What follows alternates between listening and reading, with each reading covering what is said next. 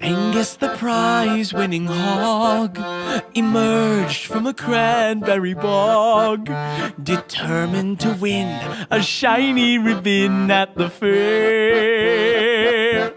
So Angus the prize-winning hog skipped 600 miles into Prague, where he sang and he pranced, and the people all danced to his tune. And they cheered! Angus the prize-winning hog! Angus the prize-winning hog! Almightier than God! Angus the prize-winning hog! Angus is the leader, Angus is the brother, Angus is the father, Angus is the savior, Angus is the answer, always and forever. Angus will protect you, follow him forever. Angus for governor, Angus for president, Angus for chancellor, Angus for everything. The butcherman says he's not for the people. The butcherman says he's not for the people. The butcherman says that he's for the people, 'cause butcherman knows the best for the people. The butcherman understands all the people. The butcherman says the hog hates the people. The butcherman knows what's good for the people. But in this news, butcherman is out for blood. Run, Mr. Butcherman! Run, Mr. Butcherman! Till you're out of sight. Run, Mr. Butcherman! Angus will fight for the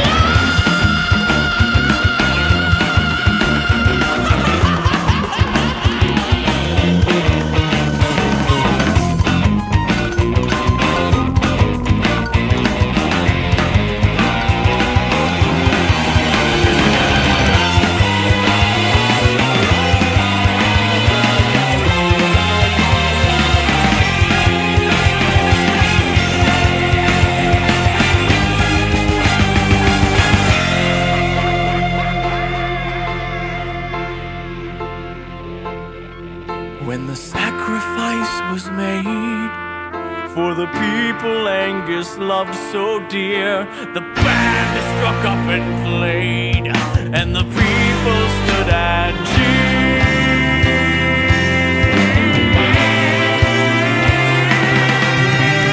Angus the prize-winning hog! Angus the prize-winning hog! As an angel to God! Angus the prize-winning hog! Angus is the leader, Angus is the brother, Angus is the father, Angus is the savior, Angus is the answer, always and forever. Angus will protect you, worship him forever. Angus is the leader, Angus is the brother, Angus is the father, Angus is the savior, Angus is the answer, always and forever. Angus will protect you, worship him forever now. So Angus the angelic swine returned to the cranberry bog in the sky, and he rested his eyes, and his soul fades and dies with this tune.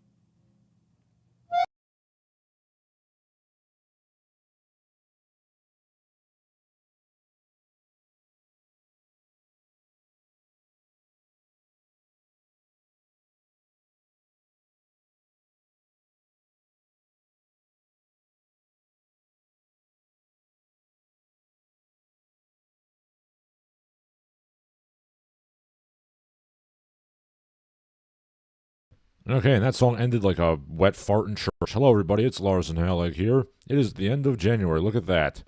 January 31st, 2026. How are we all doing today? We opened up with Angus the Prize-Winning Hog by the Toxhards, which is a song I chose because none of the soundtrack of the old PS1 game Hogs of War seemed really fitting.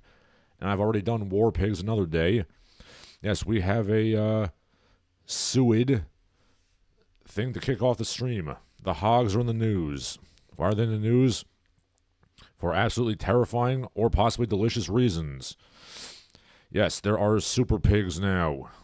More specifically, highly intelligent, possibly invincible, I repeat, possibly invincible super hogs are invading America from the Canadian prairie.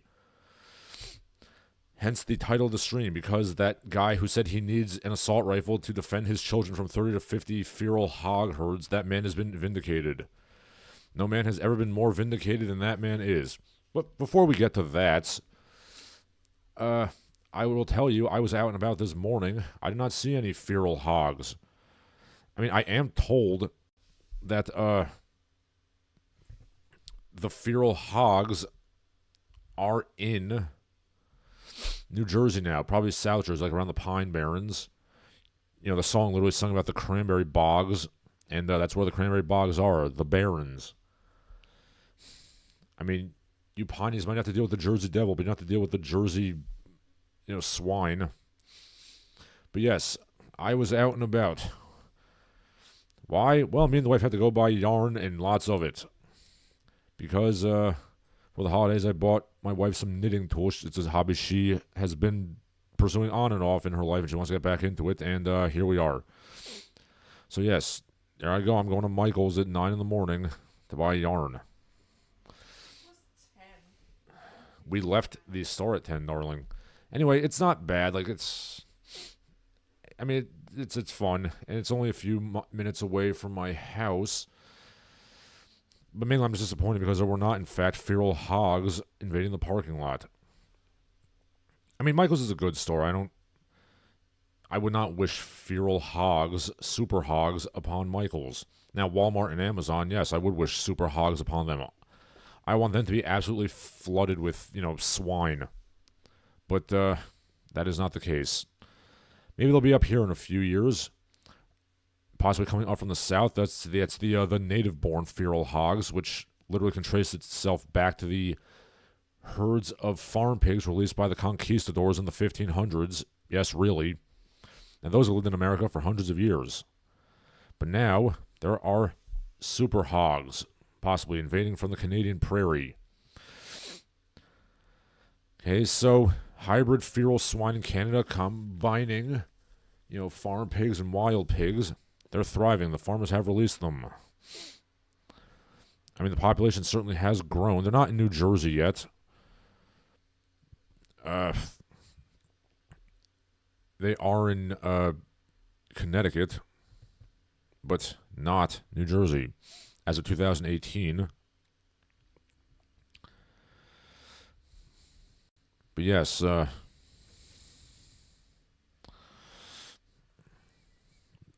perhaps you'll be seeing feral pigs in your area.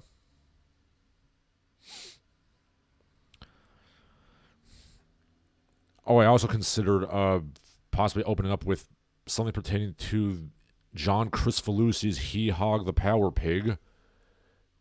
I don't even know if that had any theme music. I also decided not to do that because I'd hate to give that pie-faced hack John K. any credit for anything. Yeah, by the way, go check out that animated pilot he did. It's kind of ridiculous.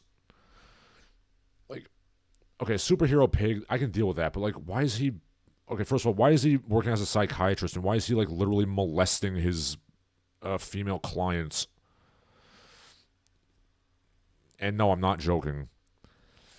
And then He Hog is literally put into a cannibal pot by these like absurd blackface characters with like spears and like, unga bunga cauldrons and stuff. And this was made in like 1997, by the way. Fucking John K., the man who single-handedly destroyed the stereotype of Canadians being nice, polite people. He's a miserable, miserable human being, Mr. Kricfalusi. But how are you, people in the heartland? How are you dealing with your feral hog problem? Okay, Pony Throat comes in and just got in 5 minutes late. Well, the opening song was about 4 minutes long, so you didn't miss too much, just talking about feral hogs. Pony Throat says, given that it's about feral hogs, I assume the song is by ICP. No, it was by the Toxhards, a band I've never heard of. I literally looked up songs about hogs 5 minutes before the stream started. as I said, I was going to open up with something from the old PlayStation 1 game, Hogs of War, but none of the songs are really long enough to be good. It's a lot of kind of atmospheric music, nothing that really hits hard. I was not aware that the Insane Clown Posse sung songs about feral hogs. But then again, I know very little about the Faygo enthusiasts.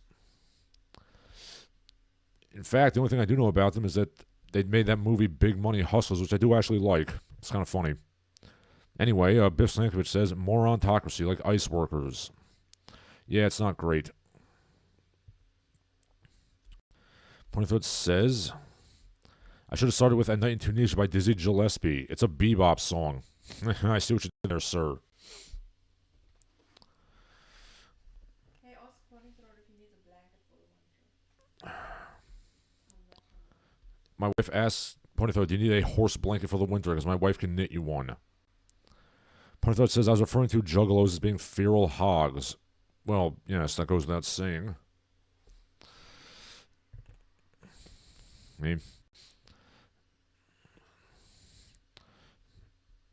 Yes, there is also footage of raccoons saddle-breaking feral hogs and riding them into battle. The media probably won't cover this. I am not entirely surprised. Oh, and once you know it, right in the Twitter thread, the new, what was this? It's funny that the caption literally said, "You're dead, Shellbrains." I could hear that exact voice clip from the old Ninja Turtles arcade game. It's amazing what sticks with you from your childhood. But yeah, I don't know what we're going to do about this feral hog problem. I mean, you can basically hunt them at any time, and they fail to really make a dent in the problem. It's literally a problem that you can solve with guns and barbecues, and Texas failed to stop it. I don't know, like, what can be done at that point.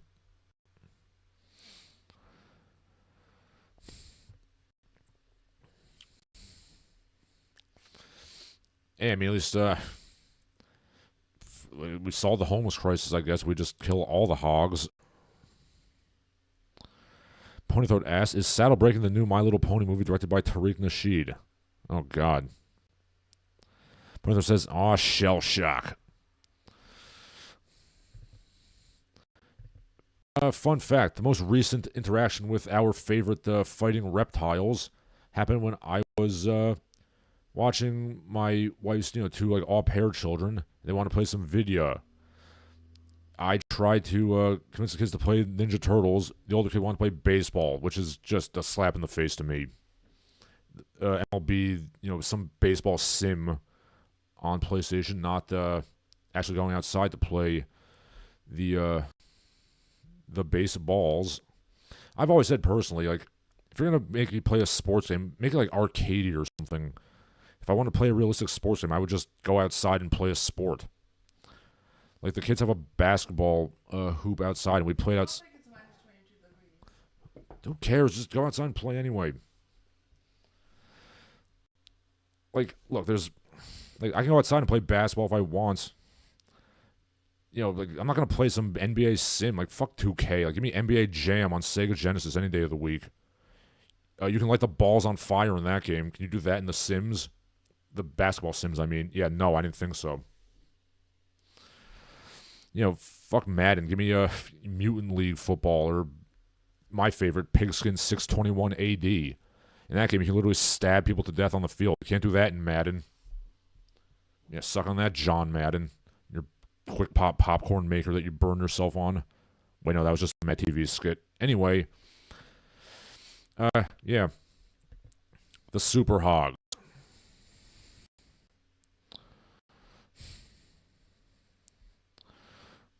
Yes, Australians are having a bit of fun at this.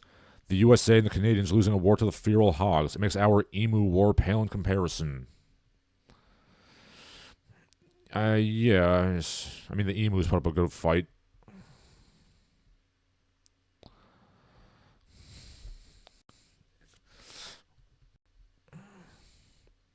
Okay, I'm seeing a lot of Arkansas Razorback football. Again, who cares about that? There's Super Hogs to deal with.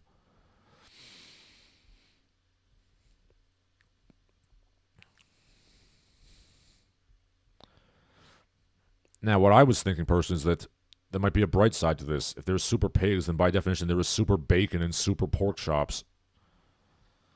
So, yeah, I don't see what the problem is.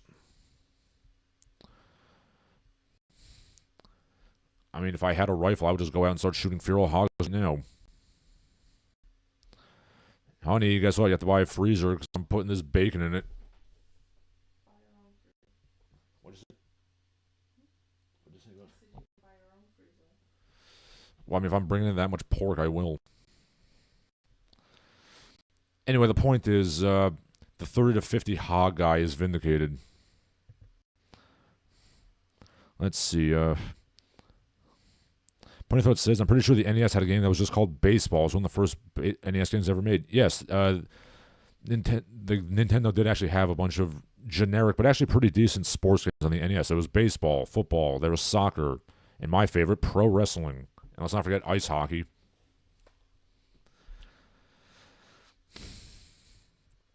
Yeah, I'm just saying, like, I'll play sports games sometimes, but it's got to be, like, arcadey. Like, I don't like Sims. Or simulations, not to be confused with The Sims. If I wanted to play a sports simulator, I would just go to the park and play sports.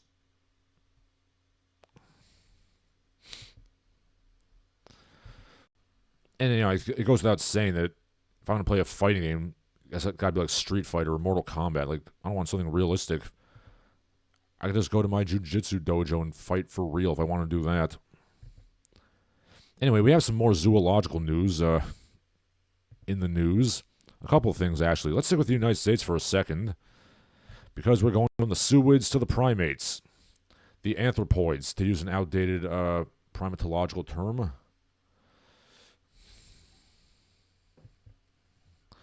Okay, so St. Louis has a monkey problem. One second. What's up? So that's no surprise. My wife says that's no surprise. Yeah, it's she's been to St. Louis. I actually haven't, believe it or not, but it's not great. Okay, so let's look this up. Yes, there are monkeys on the loose in St. Louis and North St. Louis City. Okay, a group of vervet monkeys have roamed free in the STL. Now, some of these reports are definitely AI, but there are definitely confirmed sightings of the vervet monkeys. Animal control officers are on the loose. They're not zoo monkeys. They are probably exotic pets that got loose and are gadding about on the streets. Sounds like some monkey business to me. They're monkeying around, I would say. Okay, so what happened is there are real monkeys on the loose, but AI images are kind of confusing things and making it a lot worse. There's at least 4 vervet monkeys on the loose in St. Louis. As if St. Louis didn't have enough problems. There's also a loose goat, apparently, according to iHeartRadio. Okay. Let's see. Yes, owning a pet monkey is strictly against the law in St. Louis.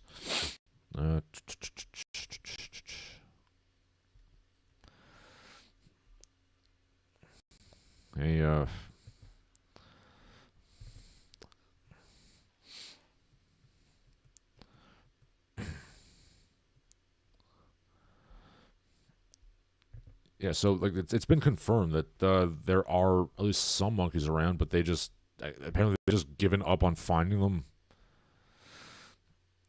I mean, I just had a very nasty thought. Considering how cold it is, maybe they're just hoping that the monkeys will just die and that'll solve the problem.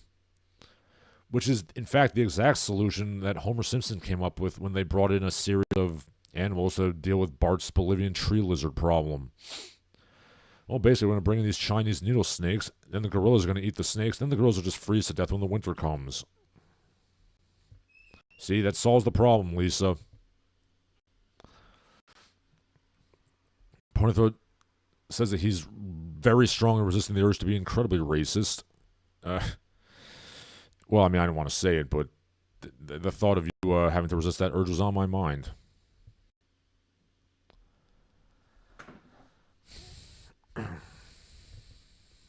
Okay. Yeah, so St. Louis is not doing great. I mean, it wasn't doing great before, but it's really not doing great now.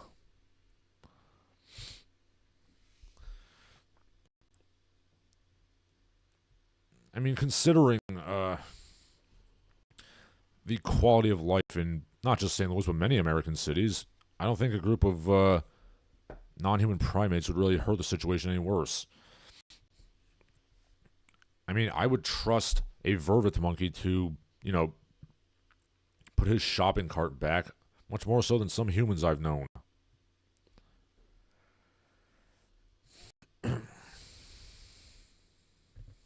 Okay, but moving on from that,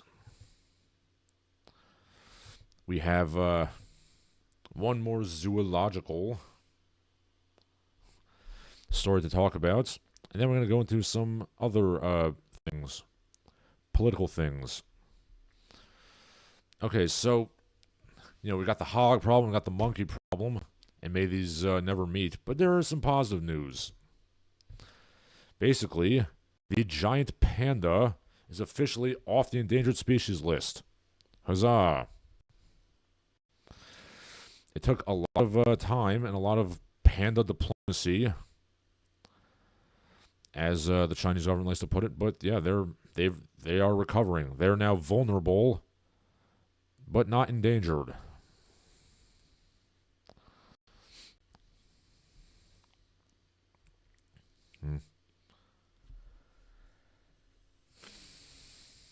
I mean, giant pandas exist in a pretty narrow range to begin with. But it's good that they're recovering. Incidentally, pandas, despite their cute appearance, they are still bears, and they will absolutely kick the shit out of you if you mess with them, just FYI. Shinseki Evan asks, how are the red pandas doing? Let's take a look.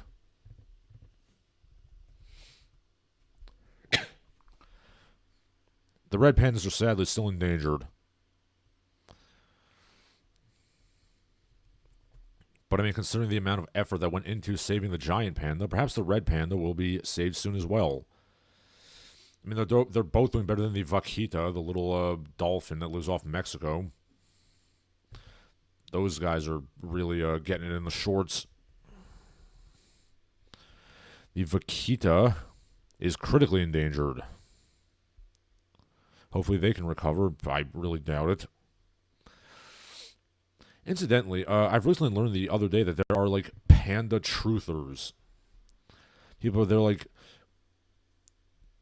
Well, they literally believe that the giant panda is some kind of, like, Chinese sorcery to, like, create, like, a fake mascot for themselves.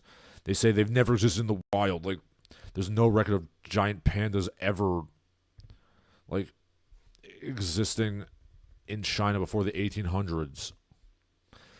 That is not actually true, sir. Giant pandas are documented many times in classical Chinese,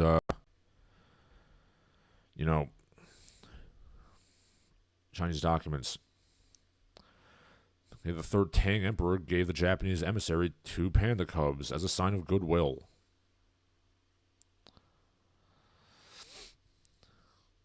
Also, the Qin Dynasty Encyclopedia says panda pals can control women's, lady parts. Okay. So, yeah, there's about 2,000 in the wild and 800 in captivity.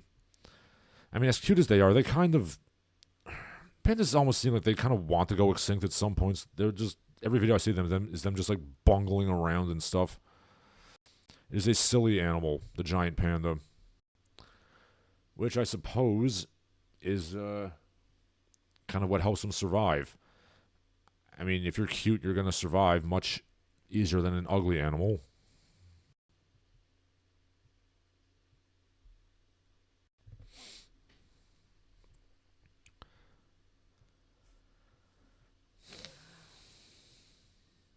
But yes, there's giant panda truthers who are almost certainly like the Tartaria truthers, the people who believe that like there was like ancient Central Asian empires that were wiped out in giant mudslides or some shit.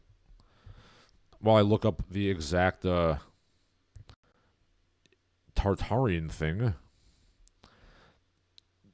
yeah, look into that if you want to be flabbergasted by stupidity. They're like, the holes in the Great Wall, they point out, not in.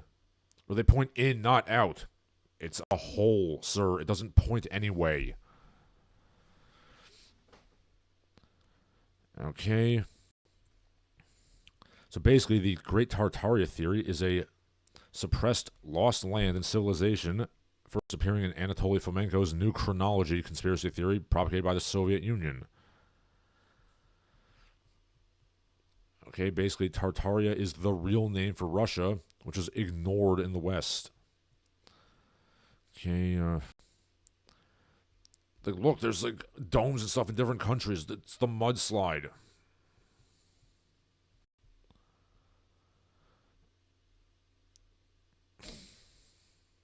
Yes, alternative history people are very, very stupid.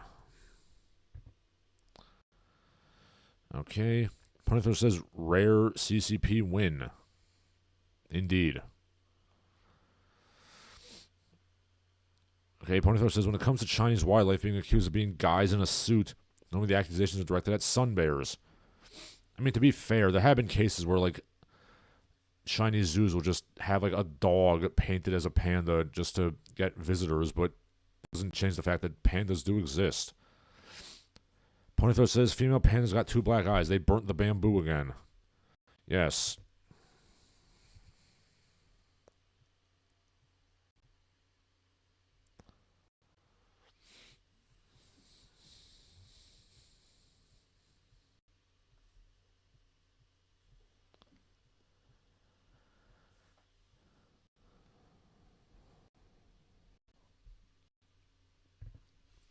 And there's a lot of very, very stupid people propagating the Great Tartaria thing.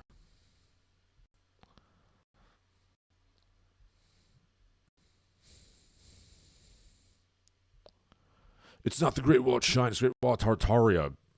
Shut up, people. There's way too many people talking about this, and they're very, very stupid.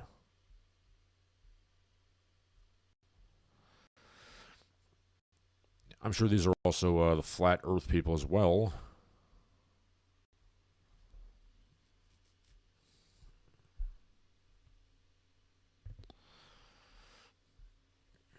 But I digress. Okay, what else do we have going on here? Let's talk about what Biff Stankovich was talking about much earlier. The ICE issue and the immigration issue. Of course, that's still ongoing. The Senate has, last I checked, voted to defund ICE, so maybe that'll stop happening. I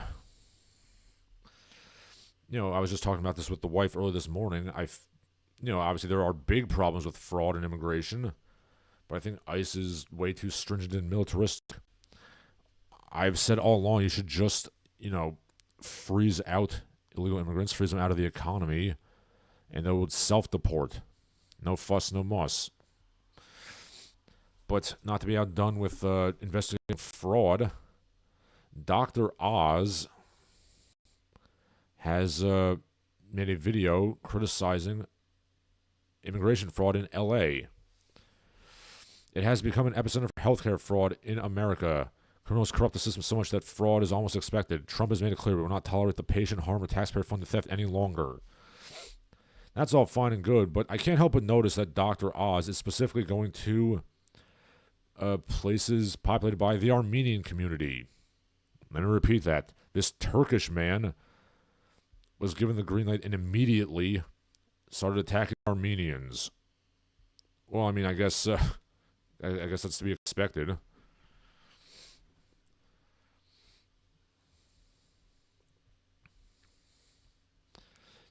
Just like, they've shown beavers, even little baby beavers adopted by people, have this inherent instinctual urge to build dams and shoe things, so too does a Turk have the immediate urge to just, persecute Armenian people.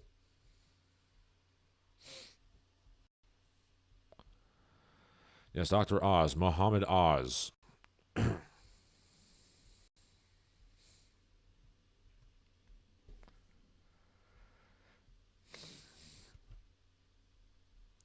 And then, some people are making the same joke that I've made. The comments are also full of Turks who clearly still want to just finish the job. So, it's good to see that bad blood hasn't gone away in the past 105 years.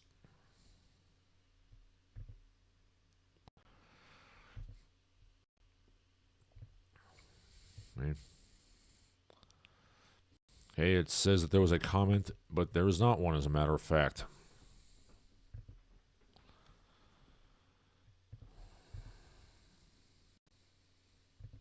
Okay, let's see what else we have in the news.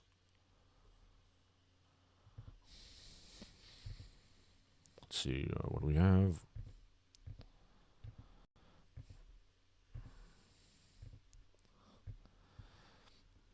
I was going to be honest, it wasn't anything super big this past week, but we do have some interesting things to talk about. Okay. See what else we have going on.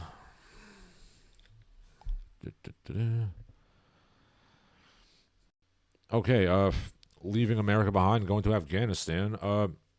Slavery is now legal in Afghanistan. Just FYI. Breaking news. Taliban court legalizes slavery in Afghanistan.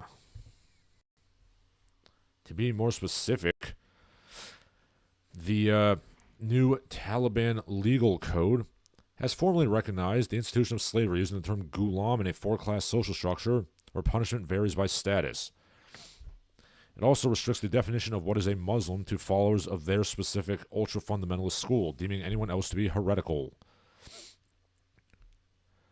Boy, it was great that we spent 20 years trying to civilize these people, and then we left and they immediately went back to their old ways. Great.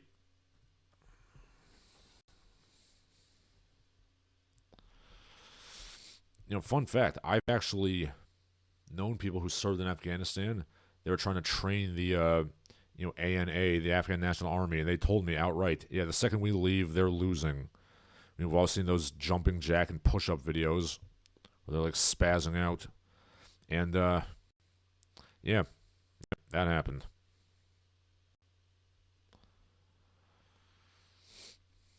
I think Peachy Carnahan said it best.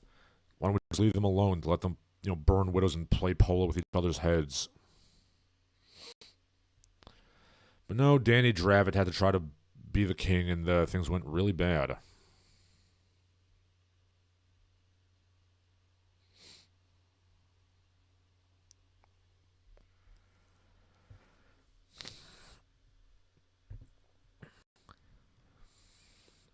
I mean, I'll let you in a little secret. Slavery is de facto the law in many Muslim countries, but I think there's only two, Mauritania and Afghanistan, that officially legalize it. So, that hearts and minds really hearted and minded.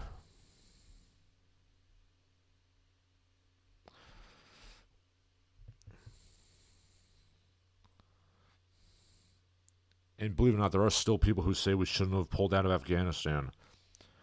I mean, what, we're going to spend another 20 years there trying to, force these people to, not be pieces of shit? Yeah, that'll work. Okay. Shinseki Evans says all that blood shed for nothing. And, also 40,000 Afghans were killed as well. Shinseki Evans says Rainbow should have let the Soviets have their way with them. Bislankovich says Melania the movie. Yeah, we'll talk about that in a little while. But first of all, let's talk about the new viruses. Just when you thought that it was safe to, not worry about COVID. I mean, I stopped worrying about COVID a long time ago. I got it thrice and nothing happened. Nothing serious happened, by the way. Anyway, now There are two, count them, two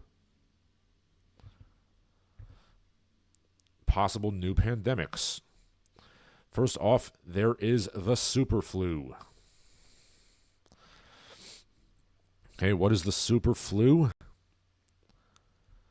The super flu is, well, obviously it's a new type of influenza virus. It is a highly contagious and rapidly spreading strain of influenza A, H3N2, causing high fever, extreme fatigue, severe body aches. I mean, it's not a new disease, it's just mutated a bit. Okay, okay, so it doesn't seem to be any worse, that much worse than any other flu specifically.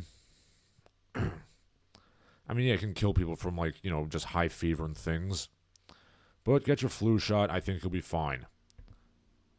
Perhaps more to worry about is the Nipah virus. What is the Nipah virus, you ask? Well, let's check. Okay. The Nipah virus is a new bat-borne virus coming from the Indian subcontinent. Let me look up some things about the Nipah virus.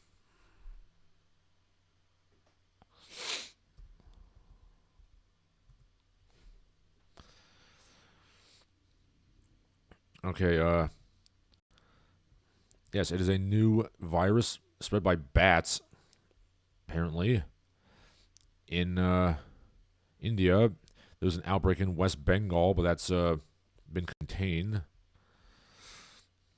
Okay, people are absolutely losing their shit about it.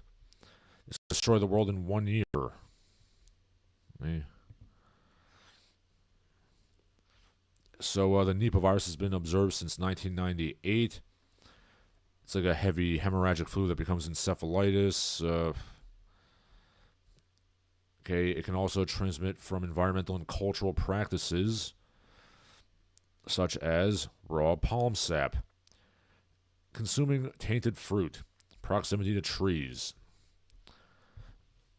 So, yeah, let's get ready for that.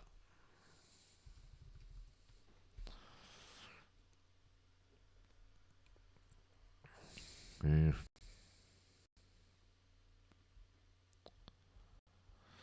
Some people are also saying that India's ongoing open defecation problem might also spread that. I don't know about that, but, it certainly doesn't help matters. You shouldn't be dumping on the street in general. I mean, personally, I don't really mind,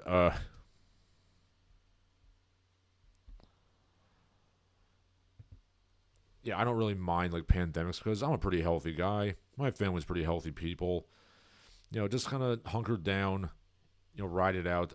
I'll get paid to stay at home, just like I did during coronavirus. And, everything's going to be cool.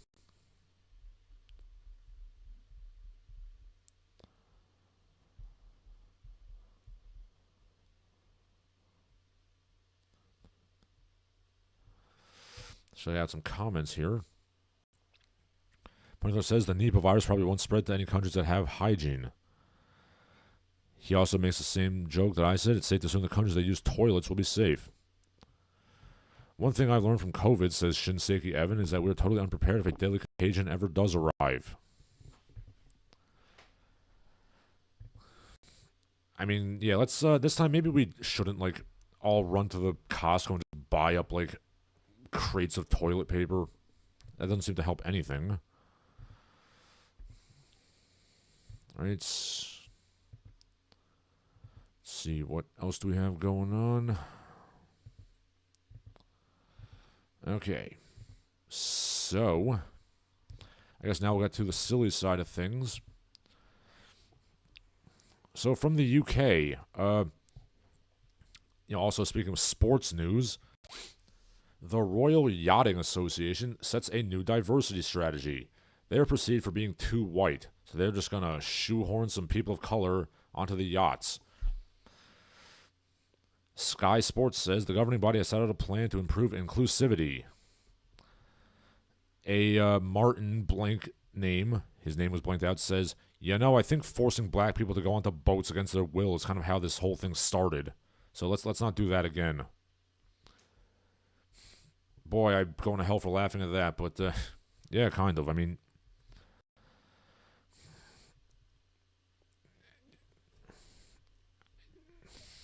I question how many people of color are going to join the Royal Yacht Club.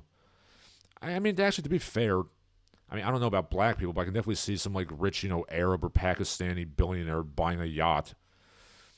Dare I say, you have to be pretty wealthy to own a yacht. Maybe some, like, Nigerian oil baron might yacht a bit. That's about it. I mean, I have a book where it talks about, like, you can build a boat for like $500 of material, like a rowboat or a kayak, which I want to do. If fortunately I can't because I don't have a garage or any place to put my kayak. But yeah, yachting is way out of my price range.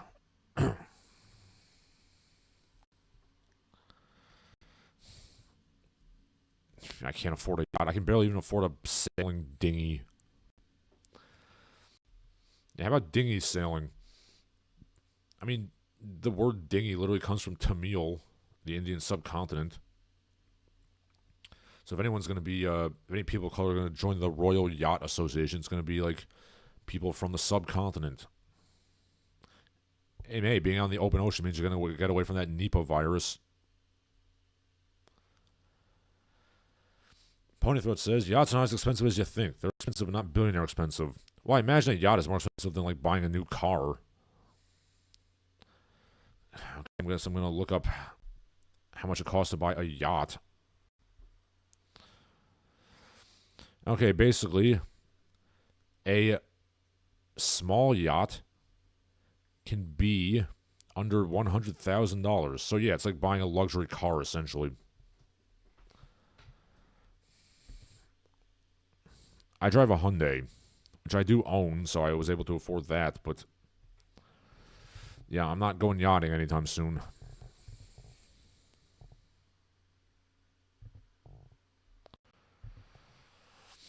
Okay, so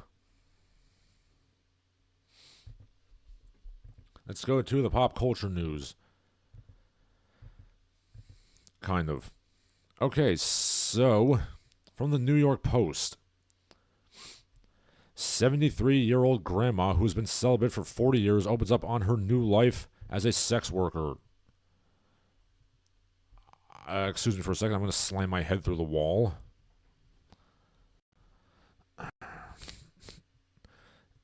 Somebody commented, "There's a lot to unpack here, but I think we should just throw away this entire suitcase." Yeah, I think so too. And by the way, this woman, she's not one of those, like, new grandmas who looks young and attractive. This woman looks like Estelle Getty, far too much for my comfort. Like, boy, Ted Kaczynski was right again.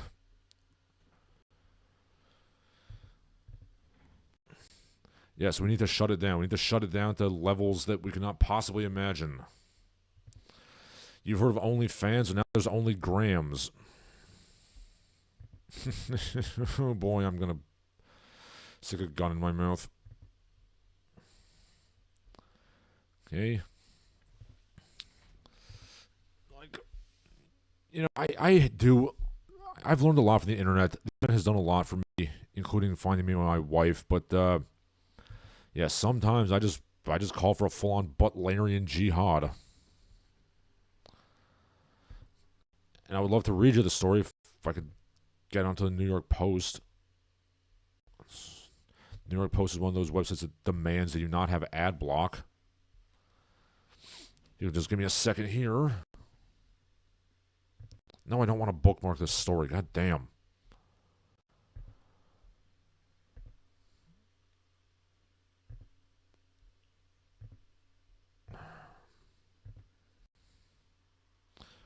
Okay, so we're just going to pause on this website.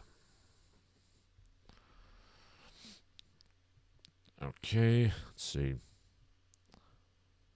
Yes, she had a sexual awakening at 57, and it turned her life around. Okay. Yeah, she joined the dating site at the age of 57 and men found her sexy. 18-year-olds were keen to meet up with me. Okay. She said despite the fact that she had a 20-year-old client just last week. Okay,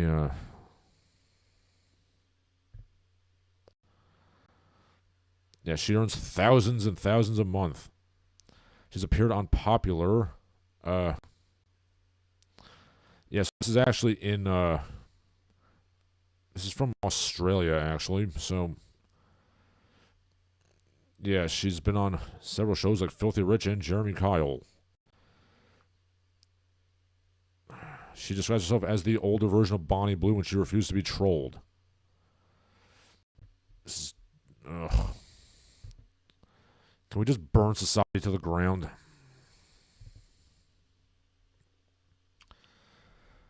Pony Throat says she's going to get bent over the walker with both hip replacements being grabbed. Yeah, she's 73 years old, and she looks 73 years old.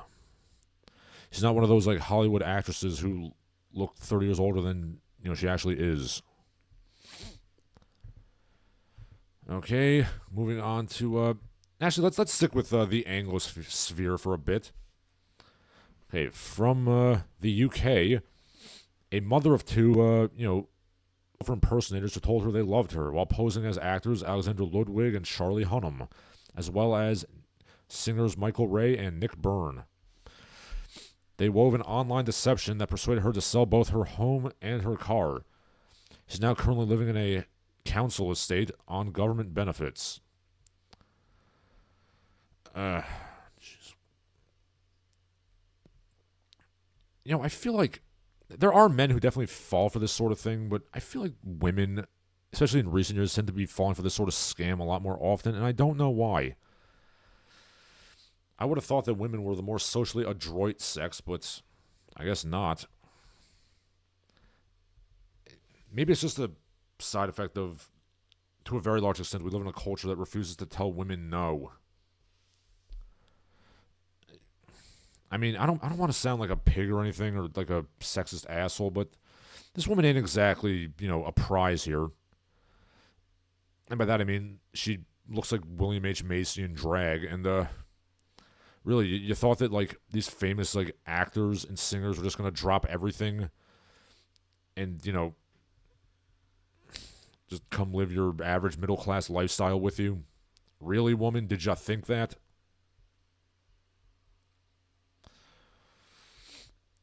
And, she was cheating with 4, like, virtual guys, too. Isn't that...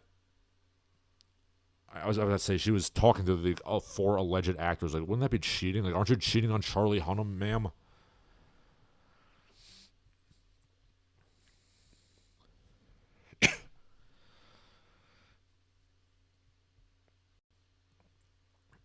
Like, how...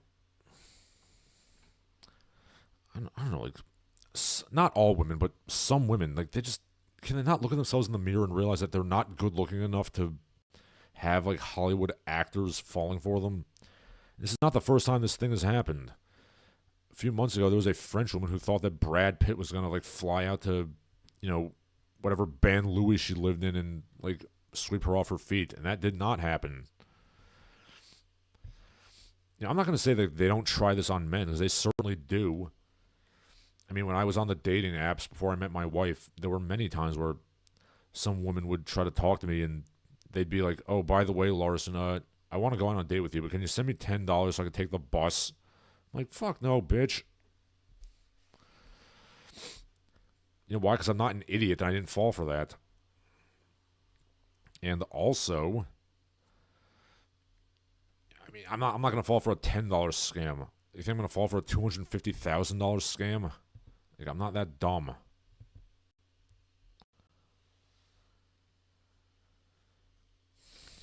Okay. Ponythroat says Jeremy Kyle still exists. I thought he got canceled when they caused that guy to kill himself. Yeah, I'm not going to pretend like I know what airs on, Commonwealth television. Ponythroat says, you just know that when Henry Cavill breaks up with her, she's going to get into a relationship with Timothy Chalamet. I mean, looking at her taste in men, she doesn't seem to go for the, handsome rat men. She goes more for like the kind of hale and hearty beef eater type. Ponyfoot says women think that they're dating rich Hollywood actors who for some reason need soccer moms to transfer money to them via gift cards. Yes, I'm just curious as to whether it was a Nigerian or an Indian who was scamming this woman. Shinseki Evans says then they become the taxpayers' problem when they lose all their money to scammers. Yes. Okay. In pop culture news, speaking of India again, Playboi Carti, who I'm aware is some sort of rapper. I can't say I've ever heard any of his songs, but here we are. He played a concert in India, and it did not go over well. It turns out that Indian people are extremely racist towards black people, at least in some cases. And, yeah, the things they were saying, oh boy. How dare you open your fat, rim-encrusted, menthol-smoking mouth to speak of the affairs of a beacon of civilization, the Republic of India. The Indian Army will kill you apes by the bushel. Oh, jeez, it's just horrendous. It's so racist to the point where other Indian people in the thread saying, I apologize for my people. Some of us are really racist.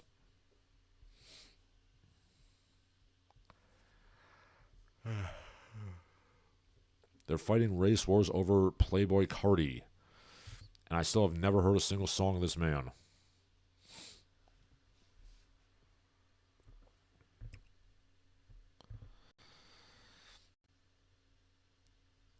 Hey, Ponythroat says, I don't see many men buying that Scarlett Johansson wants to date them, but a few women think Abraham Lincoln wants to date them. I think H.L. Mencken might have to rethink his idea of men being the idealists and women being the pragmatists in dating. Because, I feel like most men are aware of where they are on, the sexual totem pole, so to speak.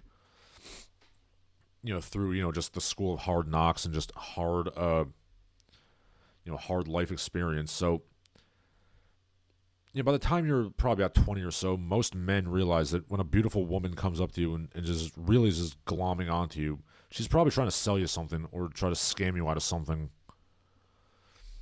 Women don't get that. Women have much more attention from men. Even the uggos have probably, gotten a few pity banks from some super chad. And they think that they are much higher on the totem pole than they actually are. Which says Eleanor the Great, Scarlett Johansson's directorial debut was a good movie. I might check it out. Shinseki Evans says, what did Playboi Carti say to get the Indian people so mad? All y'all need to poo in the loo? Yeah, I don't know exactly what he said, but yeah, it was really nasty stuff. Let me see if I can find exactly what happened. And I don't think that the people at the concert were yelling at him. It was just people on Twitter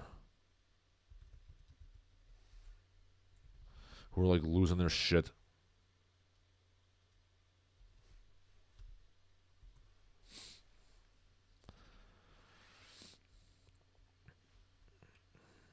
Yeah, there was a Indian Lollapalooza in Mumbai. The crowds were very popular.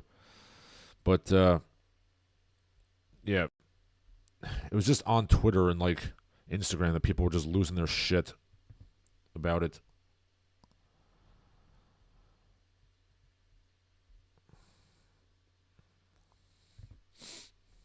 Yeah, it was very ugly.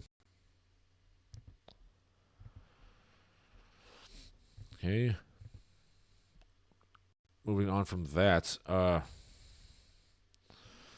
yeah, so let's talk about the Melania movie. It was a flop. Went to my wife, there was literally one ticket sold. I don't know if that's exactly true, but it was not successful. Let's check what Rotten Tomatoes has to say about the issue. Okay.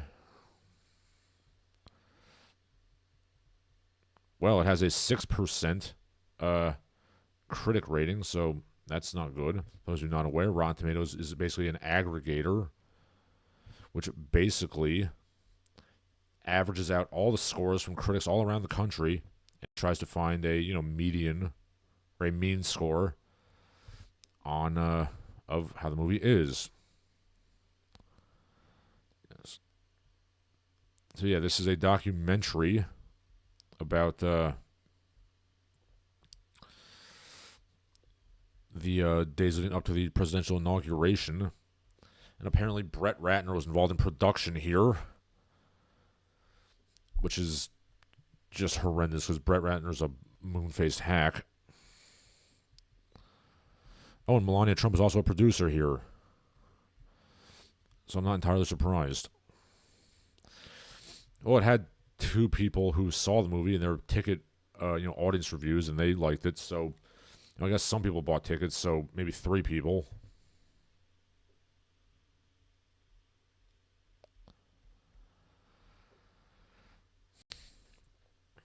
Okay. Shinseki Evan, referring to India, says the case system is still unofficially in effect there. Yes, and dark-skinned people are Dasu. They are untouchable, according to the Indian idea. Basically, which says Melania gets $28 billion to begin with, and then sends him to the live gate on the rear end of the movie. Yes, probably. Shinseki Evan says, I don't give a fuck about any of the first ladies. Sorry, Melania, nothing personal. Yeah, I mean, the Smithsonian has the exhibit of first ladies' dresses and jewelry. Well, that's fairly popular, but I don't think anyone's going to watch a movie about them.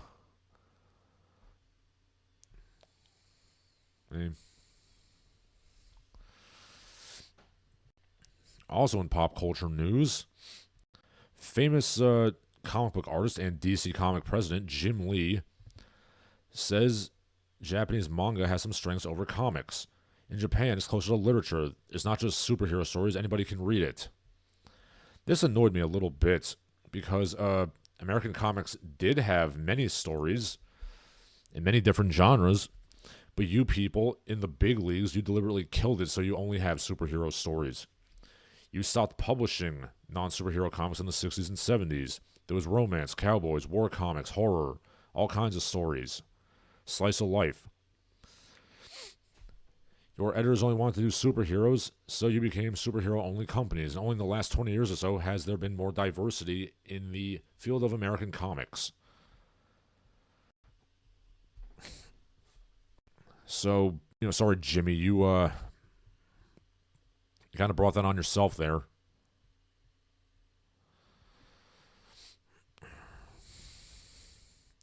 Oh, and then the comic book industry literally killed, diamond distributors, so... And also, direct sales in, grocery stores and pharmacies. So, they shot themselves in the foot, and then they asked, why are we losing ground to the Japanese? Yeah, it's a mystery.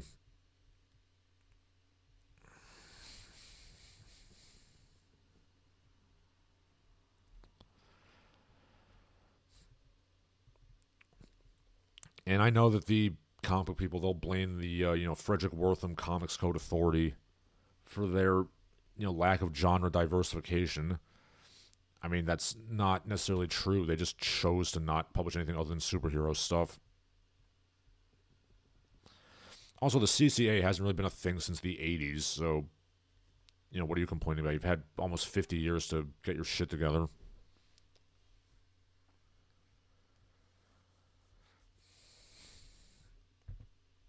Okay.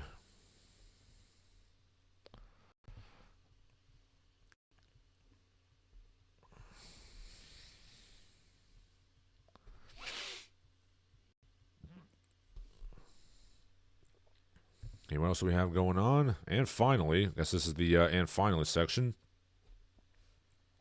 from Reddit. And this is an actual story here from Reddit. My dog has virtually no interest in the works of the Impressionists. I have a 5-year-old mixed breed rescue. We're going to Paris. I want to take him to the Orsay. I want to share my love of Impressionism with him. He has absolutely zero interest in the works of the Impressionists. I am aware that it's absurd to expect the dog to appreciate works on the same level as a human would, to expect the dog to appreciate painting on the same way a human would. I was hoping he would have, on some rudimentary level, sensed the beauty of colors, the bold subversion of classical norms, the innovative brushwork. The dog does not appreciate the Impressionists.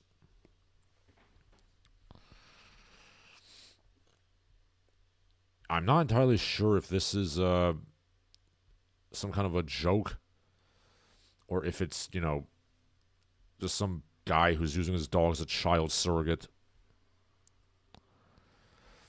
Dogs are colorblind, sir. Partially colorblind, red-green colorblindness. So, what looks like, pointillism and impressionism might just be a bunch of random gray smudges.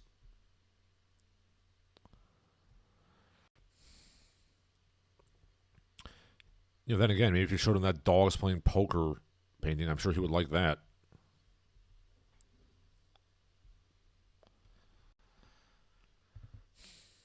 Look, I'm a dog owner. I love my dog very much, but dogs are not people. It's not trying to treat them as people. This is a very stupid thing.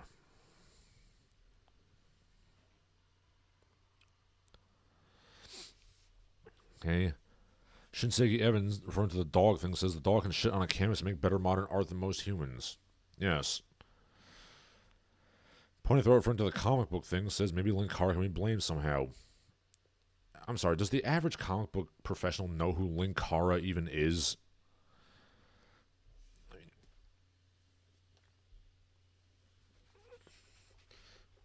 Does Linkara even still do his stuff anymore? Like, has he made one of those atop the fourth walls in a long time? Now, of course, we all know that Linkara tried his own hand at, writing a comic book and a novel, both of which were absolutely horrendous. But I think even he acknowledges that. But yeah, I don't know what Linkara does, and I'm going to be honest with you, Linkara was one of my biggest inspirations to get into this in a roundabout way. Namely, I said to myself, if a fat-faced, charisma vacuum like Louis Lovehog can get a following on the internet, maybe I can too. Well, unfortunately, I do have to admit that he has many more subscribers than I do, so, I don't know, I guess people want, sweater with vest wearing fedora geeks monotonously droning on about comic books. Hey, what do I know? Shinseki Evan says they also failed to capitalize on the Marvel movie boom. Oh yes, how could we forget that? Marvel literally printed money hand over fist with the movies, and they completely failed to tie that into the comic books.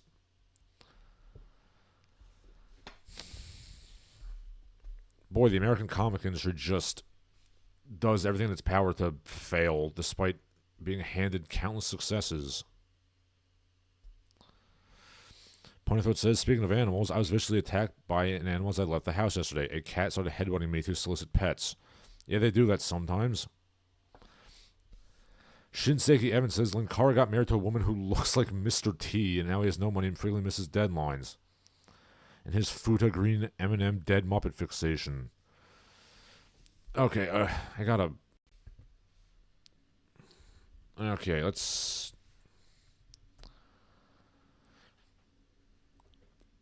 I gotta look this up now. I was not aware that Linkara was dating or married to a large muscular man.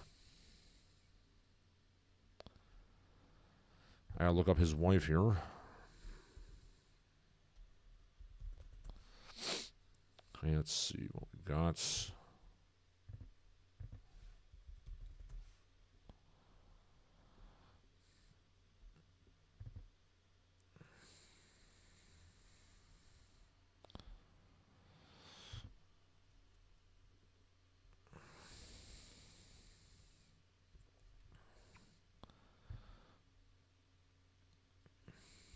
Okay, let's see if Kiwi Farms can help me out here.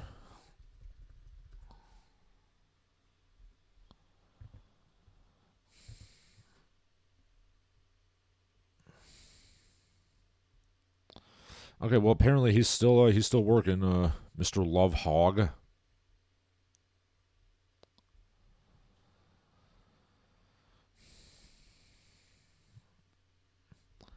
Yeah, isn't the Nostalgia Critic also married to, some ham planet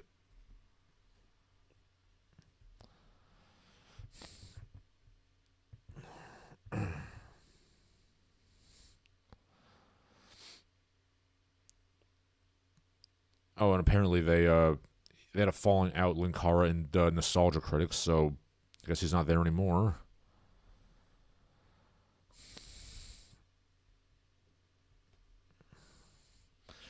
Well, as you can say that Love Hog has hung on to his sanity a bit better than Spoonie has.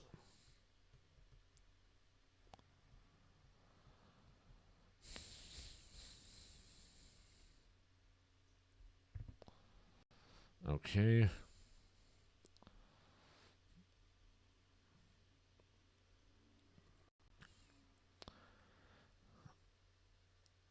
Okay, let's see. Shinseki Evans says her name is Vega. Alpha Rodriguez says he broke up with the right-wing tranny, married a left-wing tranny. That's crazy. He's literally doing the same videos he did 15 years ago.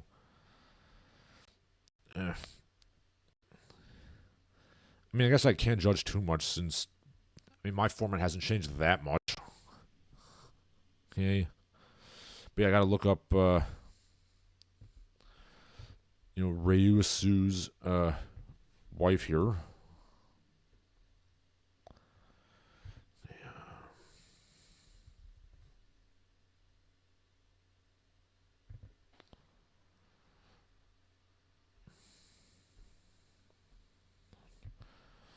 Come on, Kiwi Farms, just okay,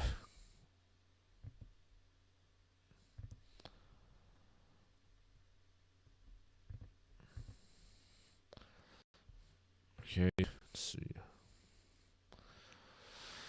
Now, of course, remember, Iron Liz was, like, actually a transgender.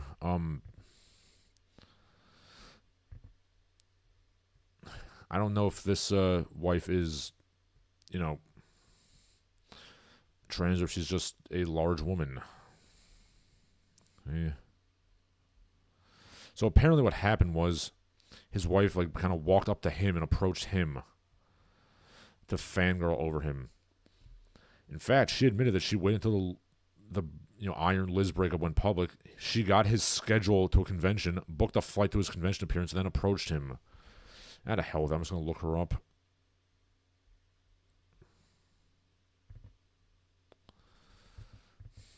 Okay, look up vegan. I'm getting a bunch of architectural things.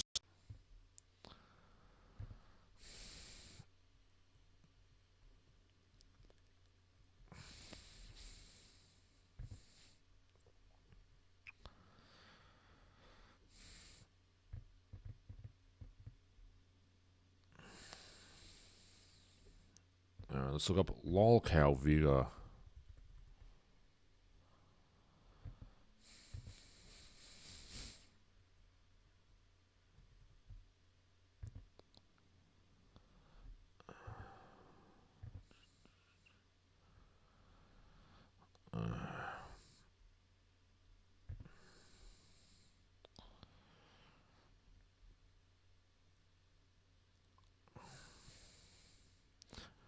Okay, so Vega currently does Linkara's title cards, and the guy who's doing it before then got arrested for sexual assault.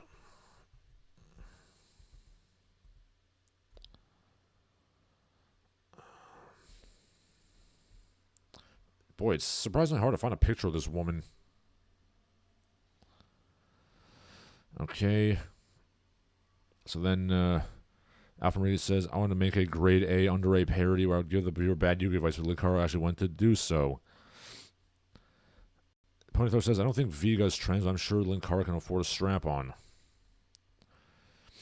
Yes.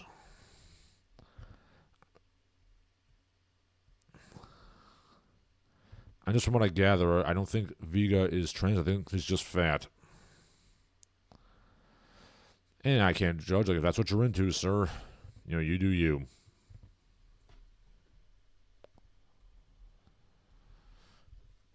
God, why is there not a database where I can just look up all these, like, weird internet people?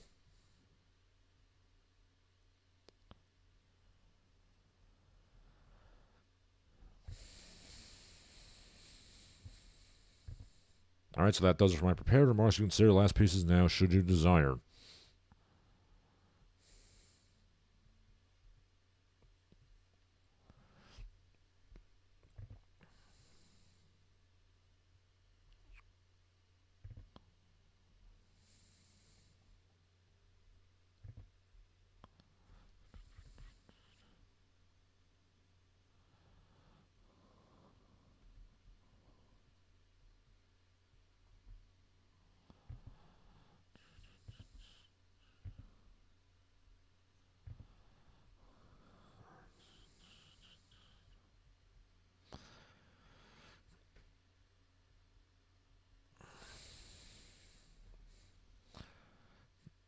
see.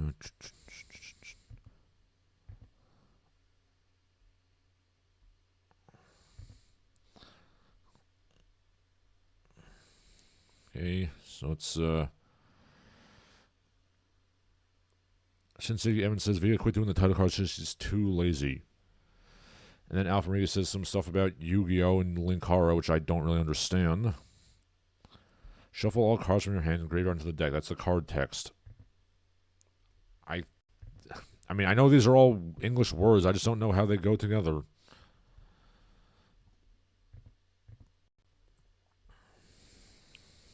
Yeah. Oh, and then I'm looking, so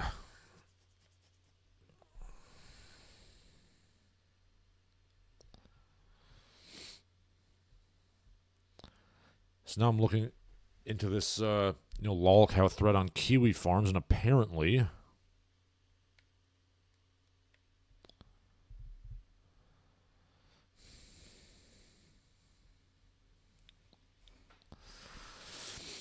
people are blaming Linkara for sort of ruining discourse on 90s comic books. The 90s were the last time American comic books were profitable and popular with a mainstream audience. Many iconic stories and, from DC and Marvel.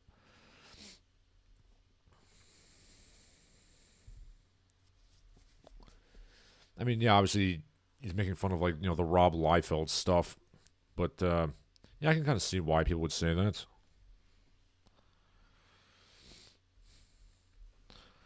And also apparently, April Lon Lon Ranch, or whatever the hell her name is, Spoonie's girlfriend, tried to get with Linkara, but he was too much of a Dorcas Malorcas to recognize that.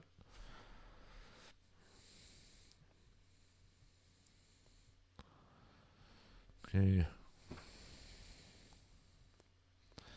And I still can't find a picture of this woman. Maybe I shouldn't look so hard. I might go mad from the revelation, as Lovecraft would put it.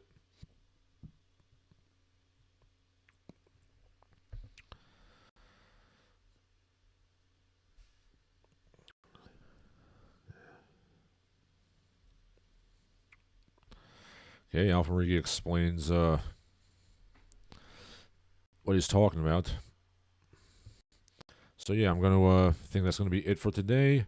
I got nothing else to say. For Larsen Halleck, this has been Larsen Halleck. All of you